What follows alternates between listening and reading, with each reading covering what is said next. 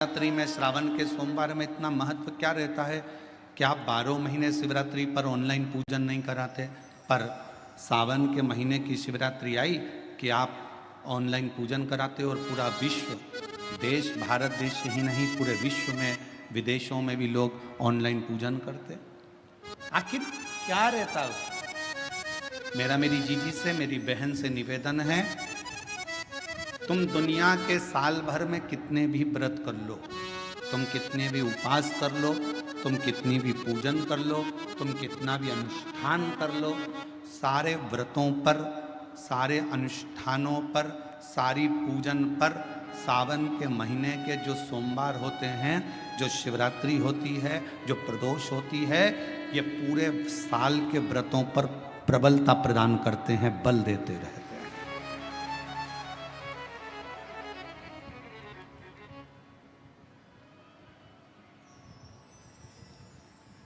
पर निवेदन है, सावन के सोमवार का व्रत करो, पर ऐसा व्रत मत करना कि तुम्हारे व्रत करने से परमात्मा को भी टेंशन हो जाए।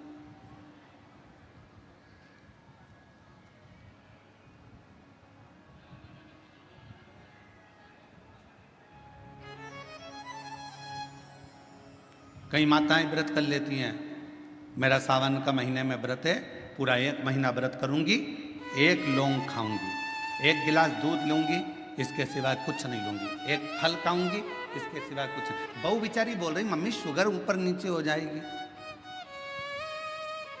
तुम्हारा बीपी ऊंचा नीचा हो जाएगा, तुम तो खाओ पियो। अब आपको पूरे महीने भगवान शंकर की आराधना भी करना है, पूजन भी करना है, अर्चना भी करना है, जाप भी करना है, कथा भी सुनना है, मंदिर भी जाना है, और मालूम पड़ा ऊपर से तुम बीमार पड़ गए। बीमार पड़ गए तो क्या मंदिर जा पाओगे? जम के तो बोलो नहीं। आराधना कर पाओगे? बैठकर भजन कर पाओगे? कथा सुन पाओगे? नहीं। इसलिए व्रत ऐसा करना जिस व्रत में तुमको भी टेंशन नहीं, तुम्हारे परिवार को भी टेंशन नहीं, और भगवान शंकर को भी टेंशन नहीं, किसी को चिंता नहीं, तुम्हारे व्रत करने से किसी को परेशानी नहीं। मालूम पड़े तुम भोजन का त्याग कर दो, इसका त्याग कर दो, उसका त्याग कर दो, सब चीज़ों का त्याग कर दो और बीमार पड़ जाओ, तो शिव महापुराण की कथा कहती है ऐसा ऐसा तप, ऐसी साधना किसी का। तुमरुका जी जब कथा कहने के लिए बैठे, चंचुला देवी ने तुमरुका जी से एक प्रश्न किया कि कथा सुनने का नियम क्या है? गीता प्रेस गोरखपुर की शिव महापुराण की कथा लेकर आना, उसमें पढ़ना शिव महापुराण कथा महत्तम।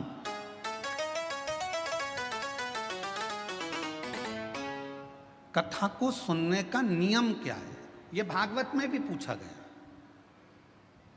परीक्षित ने सुखदेव जी महाराज से पूछा था कथा सुनने का नियम क्या है। शिव पुराण में चंचुला देवी तुमरुका जी से पूछ रही हैं कि कथा सुनने का नियम क्या है, क्या नियम है कथा सुनने का? तो कहा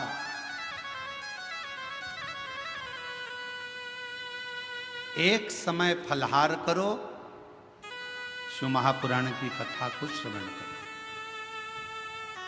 भागवत कथा को सुनो। इतना ना बने, एक समय फलहार करो, दूसरे समय भोजन करो, पर शिव महापुराण की कथा को जरूर सुनो।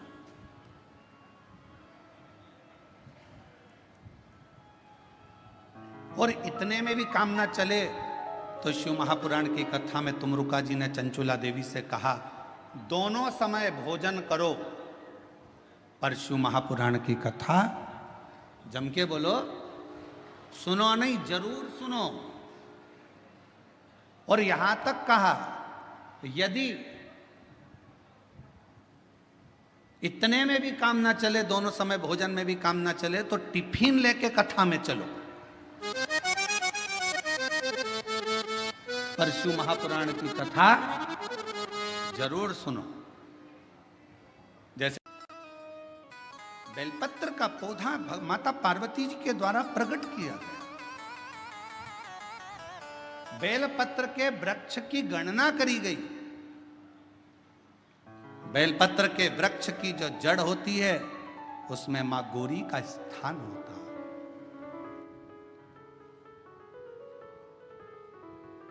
बेलपत्र की जड़ में महागौरी है, बेलपत्र के तने में माहेश्वरी है, बेलपत्र के शाखाओं में दक्षिणायनी माता है, बेलपत्र की पत्ती में मां पार्वती है, बेलपत्र के फल में मां कात्यायनी है और बेलपत्र के उस सुंदर आनंदमय फूल में उस फूल के अंदर मां गौरी विराजमान है। ऐसा पूरा बेलपत्र के वृक्ष की गणना करी गई। चाहे शाखा हो जड़ हो, बेलपत्र के पूजन का कितना भी एक पत्र आया है, अच्छा है, देखिए इसमें अगर कुछ भी नहीं है, आप शंकर जी के मंदिर पे गए हो, एक बेलपत्र अगर आपको शिव जी के मंदिर में चढ़ी हुई भी मिल जाए, उसको उठा लो और उस बेलपत्र को धोकर वापिस भगवान देवाधिदेव महादेव के मंदिर में भगवान शंकर को फिर पुनः चढ़ा दो। वापिस उसी बेलपत्र को फिर चढ़ा दो।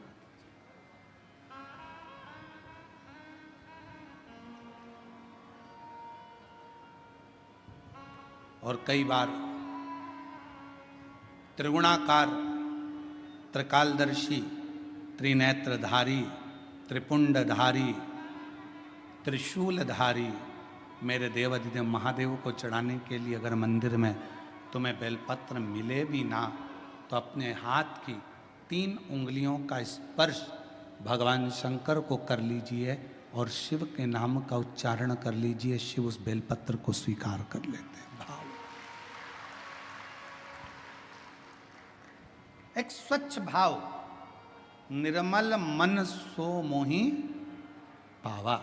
भगवान शंकर को अगर आप भाव से रिझा रहे हैं, निर्मल भाव दे रहे हैं, शिव उसको भी स्वीकार कर। मेरे ओघड़दानी कभी भी आपसे कोई वस्तु की चाह नहीं।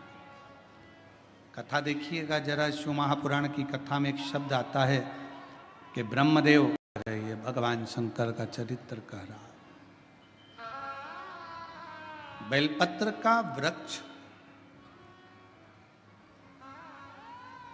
जिसके नीचे बैठकर यदि कोई अनुष्ठान, कोई तप, कोई साधना, कोई व्रत, कोई उपास किया जाए, उसका 1000 लाख गुना फल है।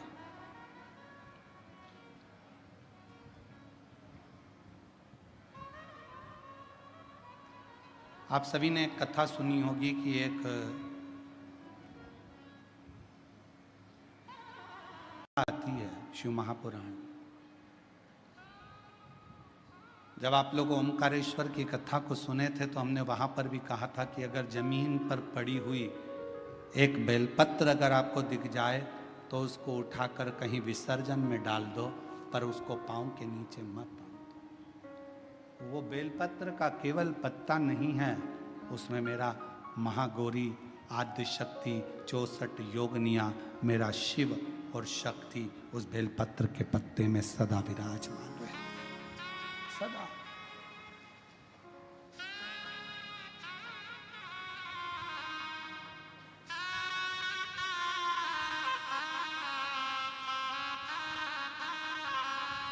आप उसको, भारत की सभ्यता, भारतीय संस्कृति, भारत का एक आनंद सुख है ये कि हमारे यहाँ पौधों की भी पूजन होती है, हमारे यहाँ नदियों की भी पूजन होती है, हमारे यहाँ पशुओं की भी पूजन होती है, हमारे यहाँ पक्षियों की भी पूजन होती है, हमारे यहाँ तलातल, रसातल, पाषाण की भी पूजन होती है, हमारे यहाँ जल की भी पूजन होती है, तो थल की भी पूजन होती है। शिव तत्व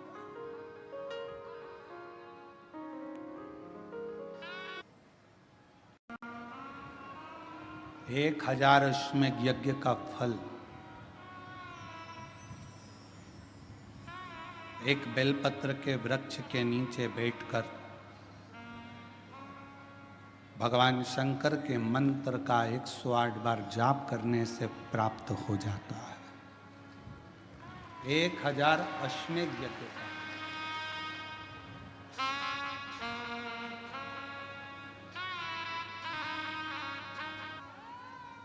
जिसके नीचे बैठकर यदि कोई अनुष्ठान, कोई तप, कोई साधना, कोई व्रत, कोई उपास किया जाए, उसका 1000 लाख गुना फल है।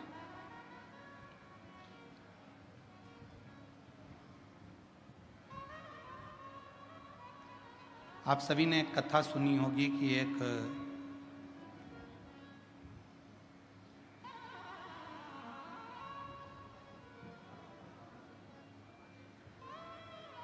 बकरी ने बेलपत्र के पत्ते को खा लिया था और सिंह ने उस गांव में जंगल में रात्रि के समय पर आक्रमण कर कर उस बकरी का शिकार कर लिया।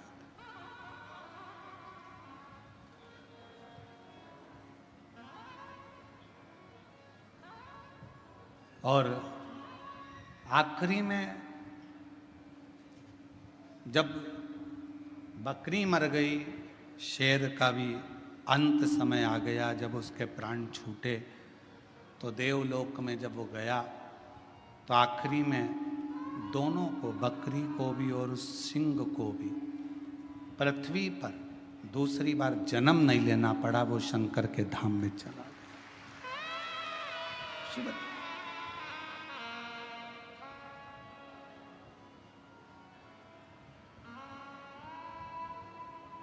शिव की एक अविरल भक्ति।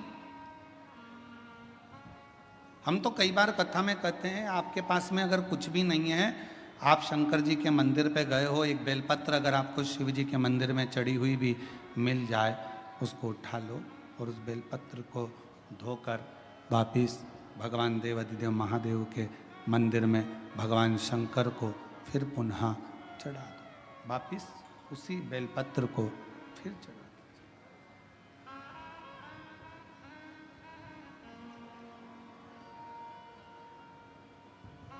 और कई बार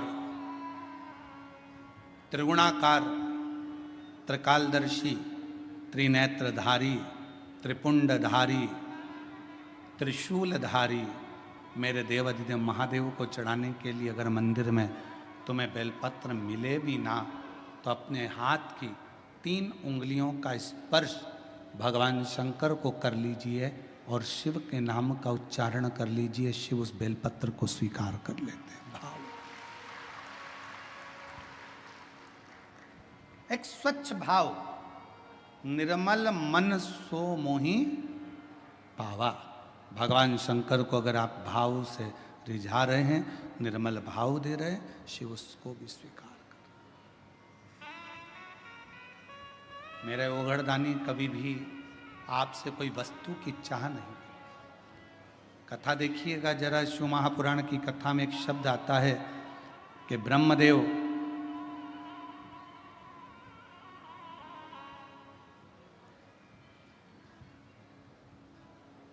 भगवान नारायण के सामने जाकर कहते हैं कि मैं शिव को नहीं स्मरण करता।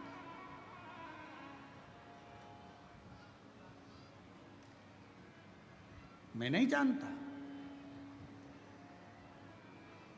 कौन शिव, कौन सृष्टि के रचना करता। ब्रह्मा जी ने तो अपने मन में विचार कर लिया कि सृष्टि का रचना करता केवल मैं हूं, केवल मैं। और ये मैं और मेरा का जो संबोधन है, ये अहम का संबोधन।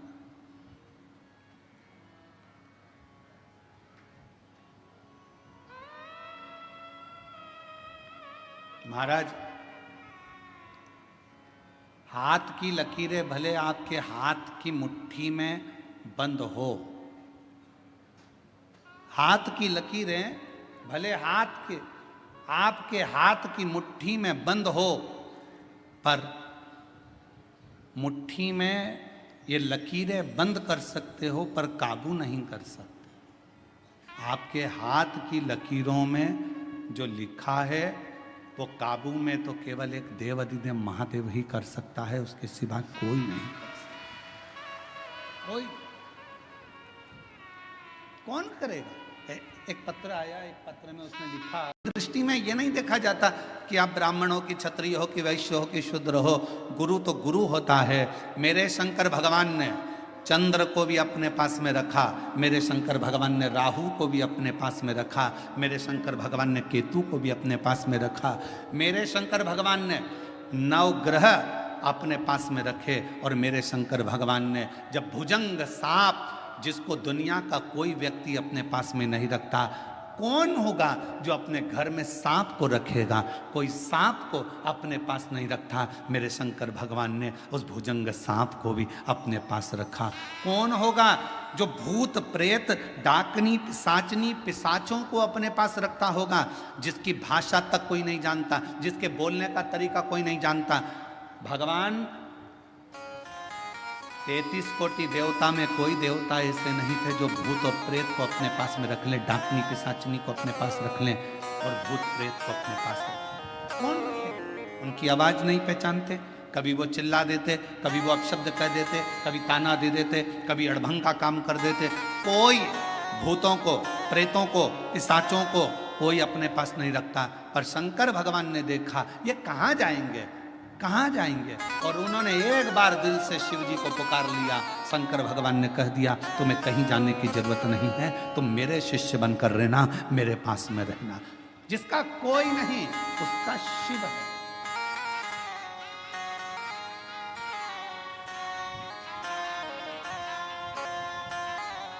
इसलिए पूरी दुनिया में केवल विश्व का एक ही नाथ है, और उसका नाम विश्व, जम के बोलो, विश्वनाथ है।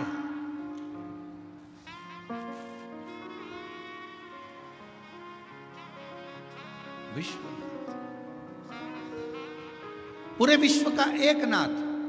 कोई भूखा ना रहे, कोई प्यासा ना रहे, सबका पेट भरा रहे, कोई खाली पेट ना सोए, ये विश्वनाथ का कार्य है। कोई भूखा ना,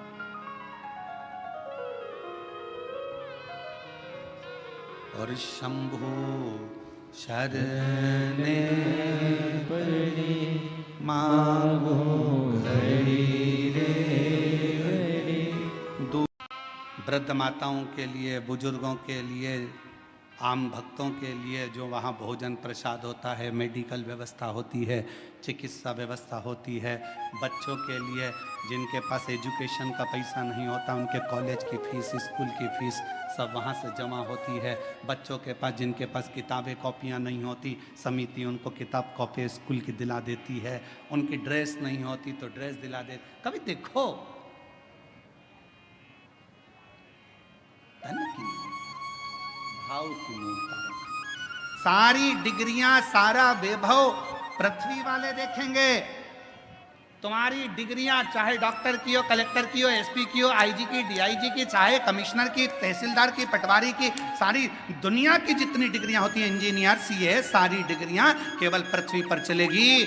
वहां तो एक ही डिग्री चलेगी, तूने अपने माता पिता की सेवा कितनी करी, तूने भूखे को भोजन और प्यासे को पानी कितना पिलाया, वहां एक ही डिग्री।